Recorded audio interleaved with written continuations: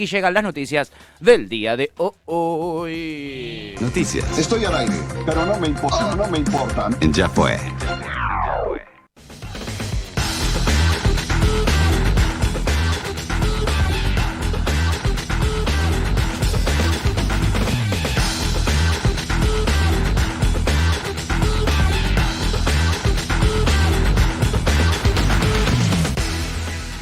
Cada vez con menos margen, 537 muertos y 27.216 nuevos casos de coronavirus. Récord de fallecidos desde el comienzo de la pandemia, reflejo de la saturación del sistema sanitario. Ciudad de Buenos Aires registró 3.560 nuevos casos y la provincia 12.949. También crecen los casos en Santa Fe y Córdoba. Efectivamente, amiga, esos son los lugares con más problemas a partir de la llegada de la segunda ola a la Argentina. Hay que destacar un número, está bien, no hace una diferencia tan sustancial, pero 50 de esos 537 fallecidos corresponden a otros días, ¿ok?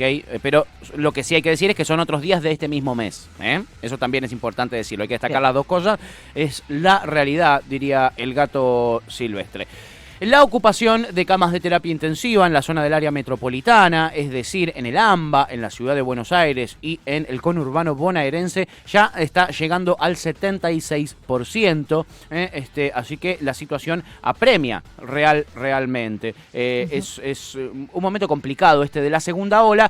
Lo que sí dicen es que se puede esperar mínimo un estancamiento en la cantidad de contagios. Se espera para los próximos días, me soplaron desde el Ministerio de Salud, que no crezca por lo menos el número y que el número siga acá estancado. La idea es estancarlo para después volver a bajar. Recordemos, la semana que viene es la última semana de estas restricciones y me han soplado por la cucaracha, más precisamente por el WhatsApp, desde el Ministerio de Salud de la Nación. Menos mal. Sí, que Alberto Fernández tiene preparado un decreto con más restricciones, amiga. Con restricciones más fuertes. ¿Para la semana que viene? Para cuando termine esto, que es el comienzo de la siguiente semana. Es probable que el viernes que viene, es decir, hoy no, el próximo viernes, es muy probable que se decida eso. Que igual ahí sí se va a pudrir todo. ¿Con más restricciones decís vos, amiga? Sí, y con esta dinámica, de volver esta dinámica de cada 15 días decirte algo distinto. Sí. Me parece que ahí no va. Es preferible que ahora diga, mira, 3 meses vamos a estar así. Bueno, dale, entiendo que uno va tomando decisiones en función a los números y a la situación en sí, bárbaro, se entiende. Ahora, yo creo que la gente, y esto lo hemos hablado, no va a soportar que pase lo mismo del año pasado. De que te dan 15 días y de repente estar 8 meses... Y porque uno tampoco puede proyectar, está bien, nosotros ponele no nos pasa nada, listo, sí, está bien, ya fue. Digo, hay gente que necesita proyectar cómo va a manejar su negocio, que tiene un montón de gente a cargo, todas esas cosas. Sí. Si cada 15 días cambia la situación, no tenés margen de proyección, no está bueno que pase eso. No está bueno, no está bueno que pase eso, amiga, es verdad, tenés toda la razón en eso, se van a caldear un poquito los ánimos, ¿no? Se van a cambiar. Sí, parece que sí. Sí. En ese sentido es preferible la firmeza de una, ¿no? Por parte de las medidas del gobierno nacional, sería. Sí. 3, 4 meses esta situación, bueno, listo, y uno proyecta en función a 4 meses, cada 15 días vos no tenés margen de acción de nada, no puedes decidir nada de acá a 15 días. No, claro. Bueno, nos pasó eso también, ¿no? Porque por un lado el gobierno da señales de que quiere flexibilizar lo antes posible y por el otro de que esto va a durar mucho. Por ejemplo, cuando anunció las últimas restricciones, al otro día, bueno, está bien que se mandó la cagada de decir que el sistema sanitario se había relajado, ¿no? Se mandó esa recagada Alberto Fernández. Justamente dice eso sobre la gente que trabaja en la primera línea de combate contra el coronavirus, que es la gente que está trabajando en el sistema de salud. Al otro día anunció un bono por 3 meses, es decir, que el gobierno nacional contempla que esta situación crítica dure un mínimo de 3 meses, ¿entendés? Entonces son señales contradictorias. Que se entiende igual que esta situación dure 3 meses. O sea, nadie dice que no. Lo que no se entiende es que si vos ya prevés que esto va a durar 3 meses, que tomes medidas en función de 15 días, que un montón de gente después no tiene margen. Digo, por ejemplo, los locales gastronómicos, tener que hoy definir un plan de acción de 15 días y cómo van los trabajadores y capaz locales que abrían a las 8 de la noche y que había trabajadores que iban a las 8 de la noche o que tenían varios horarios y había tenía un montón de empleados de 8 a 12 o de 8 a 2 de la mañana, ahora los tiene que modificar en otro horario. Y en 15 días no pueden laburar. Y en otros... o sea, no... Digo, Sí. la gente cada 15 días también está medio en bolas. Sí. Es difícil organizarse de esa manera, ¿no? Y lo peor de todo es que encima tenemos novedades como el aumento de cuadros graves en los hospitales pediátricos de los chicos, de chicos y chicas que tienen COVID positivo en la zona del AMBA, en la ciudad de Buenos Aires y en la provincia de Buenos Aires también. En el hospital Garrahan, por ejemplo, hay varias niñas internadas. Son contagios. Está grave la situación. Está grave, amiga. Se quintuplicaron los casos desde que arrancó el año, desde que arrancaron las clases, se quintuplicaron los casos de COVID en niñas, y los que llegan a terapia intensiva, hay que decirlo también, estos suelen ser niñas con factores de riesgo previos, con comorbilidades, como se le dice.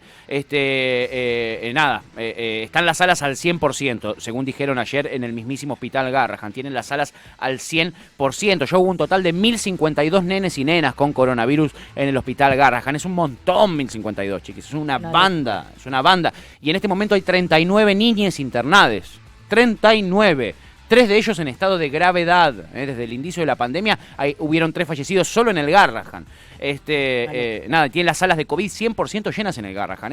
Son números alarmantes. En el Garrahan se conocieron mis papis, ya conté esta historia, pero cada vez que alguien menciona el Garrahan me da ternura. Sí. Yo nací gracias al Garrahan. Eso te iba a decir. A vos te tenemos gracias al Garrahan, amiga. Gracias al Garrahan yo existo. Hacen un laburo zarpado. Sí. Y otro número que también se quintuplicó no es el de caso de niñas internadas, sino también el caso de COVID en las escuelas porteñas. Entre el 17 de febrero y el 17 de marzo se quintuplicaron los casos, sin contar lo que pasó en abril. Acá nos falta contar todo abril. En abril los casos todavía crecieron más, es decir, están creciendo un montón los contagios entre niñas. La situación es fea, es grave, pero hay alguna que otra cosita para incentivar la esperanza, y es que seguimos cerrando acuerdos con vacunas. Bueno, acaba de partir o está por partir en instantes un nuevo vuelo a China para ir a buscar 800.000 vacunas de Sinopharm. Y se confirmó también ayer por la noche de que la semana que viene va otro vuelo más a China a buscar 1 millón de vacunas. Así que bien buenas ahí. Noticias. Sí. Bien ahí, muy buenas noticias. Y también tenemos un buen ejemplo que viene desde Israel con respecto a la posibilidad de inmunizar a la población, como lo hizo Israel, que vacunó más del 70% de su población y que acaba de notificar su primer día sin muertos por COVID en 10 meses. Es decir, la inmunización de rebaño a partir de la vacunación, que esa es la esperanza para luchar contra el coronavirus, es vacunar cuanto antes. Por eso es importante liberar las patentes de la vacuna.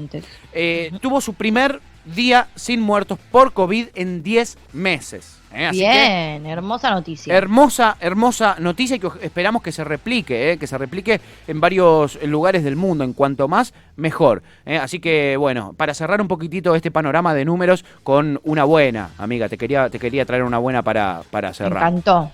Bueno, en fin, esa era la primera novedad del día de hoy, donde hacemos un panorama amplio de los números de COVID y de vacunación. Y ahora sí, pasamos a la segunda noticia del día de hoy. Noticias. Estoy al aire, pero no me importan. Ya fue. Luana Volnovich denunció que Larreta no manda afiliados del PAMI a los vacunatorios. Sostuvo que en los registros de turnos asignados por la ciudad de Buenos Aires había personas fallecidas o gente que no se había anotado. Sí, efectivamente. Que renuncie Larreta. Renuncie Montonero Larreta. Sí. Tontos. Sí. La verdad que es grave esta situación. Me hace acordar, ¿te acordás los aportantes truchos de María Eugenia Vidal? Ay, sí, qué ridículo. Fuerza Larreta, qué boludo, que labure. Fuerza para que labure. Fuerza para que se ponga a laburar. Labure, sí. No, Horacio pero ¿qué Rodríguez le pasa a la Larreta? gente, boludo? ¿De qué me estás hablando? Ahí hasta Esmeralda Mitre se sumaba a tu grito de guerra y decía: Horacio Rodríguez Larreta, ¿de qué me estás hablando? ¿De qué me estás hablando? ¿De qué me estás hablando? Pasó lo siguiente, ¿no? ¿Se acuerdan? Larreta no quería que el PAMI participe de la vacunación a adultos mayores en la ciudad de Buenos Aires. La ciudad de Buenos Aires, el distrito más atrasado de todo el país en cuanto a vacunación, porque decidió derivar algunas de las vacunas provistas por el Estado al sistema privado de salud, es decir, a las prepagas. Si vos tenías, poner el Hospital Italiano, entrabas a la página web del Hospital Italiano y te decía, vacunate contra el COVID acá, gracias a que somos unos capos y somos el Hospital Italiano y tenés nuestra prepaga. Bueno, esas en verdad eran vacunas que deberían haber sido puestas gratuitamente en consideración de la población, nada, para que se vacune la gente de riesgo y no la gente que tenga plata y sea de riesgo. Pero es algo que, nada, así funciona un poquitito el gobierno de Rodríguez Larreta. Insistiendo y viendo el desastre de la vacunación y lo atrasado que está el gobierno de la Ciudad de Buenos Aires, se consigue que el PAMI se sume a este plan de vacunación en la Ciudad de Buenos Aires y ponga a disposición sus centros clínicos, hospitales, etcétera, para derivar pacientes del PAMI allí y que sean vacunados, ¿no? Esto había pasado cuando fue el escándalo del Luna Park. ¿Se acuerdan? Amo Twitter, boludo. Sí, Twitter es lo más. Bueno, ¿qué pasa ahí? ¿Qué pasa? Finalmente, Larreta dice, bueno, está bien, no le quedaba otra, aceptó que participe el PAMI, pero el PAMI empezó a participar, pusieron sus postas de vacunación y no iba nadie iba a vacunarse. Luana Bonlovi se filmó incluso en algunos centros de vacunación mostrando cómo estaban todas las sillas vacías. Empezaron a chequear el padrón y se dieron cuenta que muchas de las personas que estaban anotadas para irse a vacunar o ya habían fallecido, eran personas que no están vivas en la actualidad, o personas que nunca habían sido notificadas que debían vacunarse contra el COVID y que estaba su vacuna esperándolas. La verdad es un verdadero desastre, Sí. Es algo alarmante, es algo peligroso. Salió a hablar Fernán Quirós, ministro de Salud de la Ciudad de Buenos Aires, esta mañana y dijo que esto sucede debido a que Que PAMI les pasó a los patrones, dijo. Sí, dijo Los patrones. Sí, los padrones. Los padrones. Pasa que decir Larreta, habla de patrón, bueno, las patronales, etcétera. Tiene lógica lo que te pasó, amiga. Tengo mucho sueño. Bueno, y dice la Ciudad de Buenos Aires que los padrones se los dio el PAMI, pero bueno, más allá de que te los dé el PAMI, los padrones, vos tenés que chequear, vos tenés que comunicar con la gente. A ver, Juan Gómez, venía a vacunar, estás muerto, bueno, lo tacho del padrón, es así, Total, digamos, ¿no? Total. ¿Qué es lo que hacen? ¿Qué es lo que están haciendo ellos? Es raro. ¿Cuál es su labor? Es raro. Y lo que denunció Fernán Quirós también es que ellos le habían pedido una reunión al PAMI el miércoles a la noche para ver este tema de los padrones, para avisarles que habían descubierto esta falla en los padrones y que el PAMI, es decir, Luana Bonlovich, les canceló a último momento la reunión y que al otro día hicieron la denuncia, como que se la hicieron a propósito. Nada, yo qué sé, puede ser que sea así. Yo no escuché a nadie del PAMI no hay ningún registro de que esa reunión efectivamente haya sido pedida. Y si así fue, ¿qué esperabas? Gobierno de la Ciudad de Buenos Aires, ustedes están jugando electoralmente con la pandemia, que no te extrañe que del otro lado también te jueguen electoralmente en alguna, cuando la dejas picando y llamás a vacunarse a gente que ha fallecido, o llamás a vacunarse a gente que en verdad no la llamás, digamos, que nunca la llamaste ni la avisaste. Que no chequeaste un carajo. Exacto, así que nada, seguirá esta polémica porque va a dar mucho que hablar, porque es realmente un escándalo, un montón de vacunas que están disponibles, que las tiene el PAMI para aplicarlas y que no se las está aplicando a nadie, ¿no? Y además, nada, todo esto con el riesgo del traslado y que se pierda la cadena de frío y que se arruinen vacunas. Es grave, la verdad es grave. ¿Qué querés que te diga? ¿Para qué te voy a decir que no? Sí. En fin, así cerramos el panorama en general con respecto al COVID-19 y nos pasamos a la tercera noticia del día de hoy. Juntos por el Cambio aceptó la postergación de las elecciones. La oposición dio su respaldo al proyecto del gobierno. En principio las PASO serán en septiembre y las generales en noviembre. Claro, amiga, como bien estás diciendo, pasan del 9 de agosto al 12 de septiembre las primarias y las elecciones pasan del 24 de octubre al 14 de noviembre. En un caso se pospone un mes y 3 días y en el otro se pospone 20 días. Tampoco es tanta la posposición de las elecciones. Que no. Yo lo que anticipo es que seguramente cuando estén llegando a esos momentos y la segunda ola siga pegando fuerte, se van a tener que volver a posponer. Eso es probablemente lo que yo creo. ¿Cuál es el acuerdo, en verdad, en el que llegaron? No posponerlas para diciembre. ¿Por qué? Para que los legisladores y legisladoras que asuman puedan asumir en diciembre y puedan cobrar su sueldo durante todo el verano a pesar de que no laburen. Esa fue la negociación que se hizo. Eso fue lo que se estaba negociando. Cuando se renueven las bancas, que esas bancas sean asumidas en diciembre y no en marzo. Así esa gente cobra ese sueldo para nada desdeñable ese sueldo, de unas 200 y pico de lucas, puedan cobrar durante el verano, che. En fin, era importante decirlo porque fue uno de los grandes temas en agenda durante las últimas semanas. Y en estas condiciones es que llegamos a la cuarta noticia del día de hoy. La inflación de los pobres supera la media y la canasta básica total ya llega a 60.874 pesos. Se incrementó un 5% en marzo y acumula un 45% en forma interanual, 2.4 puntos por encima del índice de precios al consumidor. El salario mínimo apenas cubre el 35% de lo que se necesita para eludir la pobreza. Ese número... Y también recordemos que el salario mínimo no lo cobra tampoco toda la gente que debería cobrarlo. Hay un montón de gente que ni siquiera llega a cobrar el salario mínimo. Tal cual, amiga. Detalle para nada menor el que acabas de tirar. Para nada menor. E incluso les privilegiades, porque lastimosamente en este país, en este momento en el que vivimos, cobrar el salario mínimo, incluso aunque te alcance para el 35% nada más de la canasta básica, es un privilegio. Recordemos, hay un montón de gente que directamente no tiene ingresos. Para cobrar el mínimo de por sí ya tenés que estar registrado de una manera formal, que es un porcentaje muy chico de nuestra población el que está registrado de manera formal laboralmente. Efectivamente, a mí es muy, muy pequeño, muy pequeño. Es terrible esta noticia, ¿por qué? Porque nos indica que el índice de precios al consumidor, el IPC, es menor a la inflación de la canasta básica, es decir, a la gente pobre, los pobres de la Argentina, que son un 40 y pico % de nuestra población, tienen una inflación más dolorosa que la de la gente asalariada. Y no tiene que ver con el sueldo, sino por cómo aumentan las cosas que consumen los pobres en la Argentina. Aumentan más que los de la clase media y los de la clase alta. Es este sistema perverso en el que vivimos, ¿no? Y tenemos un gobierno nacional sin utilizar todas las herramientas que tiene para confrontar con los formadores de precios, pero intentando de otras maneras muy consensuativas, inventémonos una palabra, muy Alberto Fernandísticas esas maneras de consensuar con los formadores de precios para que no te suban los precios. El tema que Alberto se reúne, ponele, con la mesa del grano para que no aumenten los granos, hoy dicen sí, dale todo bien, y mañana te aumentan los precios igual. Entonces... la Secretaría de Comercio, yo no digo que a lo Moreno tienen que ir a las reuniones con el chumbo arriba de la mesa.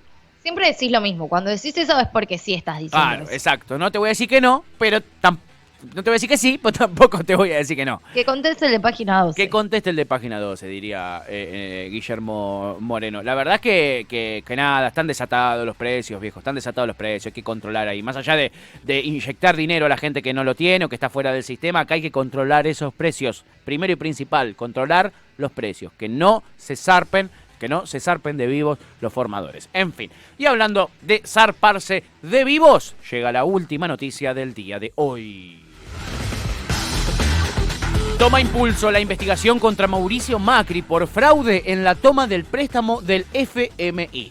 El fiscal federal Franco Picardi presentó una ampliación del requerimiento de instrucción a partir de la denuncia que presentó la Oficina Anticorrupción contra el expresidente y otros funcionarios de su administración por el perjuicio que habría causado al Estado por promover el endeudamiento. Efectivamente, amigas, Picardi, podríamos decir, me sirve. Haciendo alusión al nombre del fiscal federal, Franco Picardi, que es el que presenta esta ampliación para que se investigue a Mauricio Macri y a sus funcionarios. Algo que tiene que pasar, ¿entendés? Tiene que pasar. Iba a decir, es insólito que no se haya avanzado antes, lo que pasa que también, si lo pensás, hubo una pandemia y un quilombazo bárbaro como para avanzar. Y antes también el presidente era él. Y hace un año era el presidente, era él también, ¿no?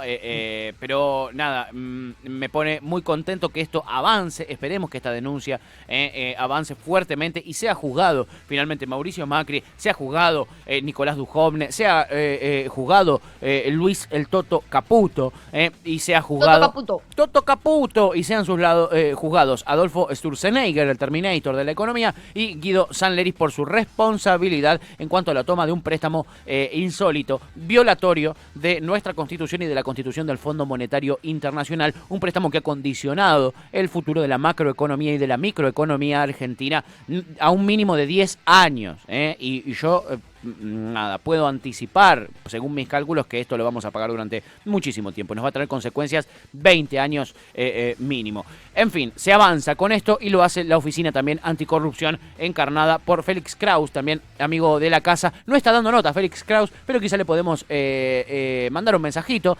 Si no puede salir al aire para dar notas, quizá nos puede contar alguna infidencia y qué se está investigando. El titular de la Oficina Anticorrupción, amigo de Cítrica Radio. Y ahora sí, 11:28, con esta buena noticia, la elegí a propósito. Para cerrar. Con una buena, porque si no había que cerrar con la de la inflación y es un garronazo. Así que cerramos bien con esta nota. Avanza la posibilidad de que Mauricio Macri pague por este préstamo sanguinario que le pidió al Fondo Monetario Internacional para ganar elecciones que luego no ganó. Encima no la ganó. Encima perdió las elecciones, pues creo. De terror.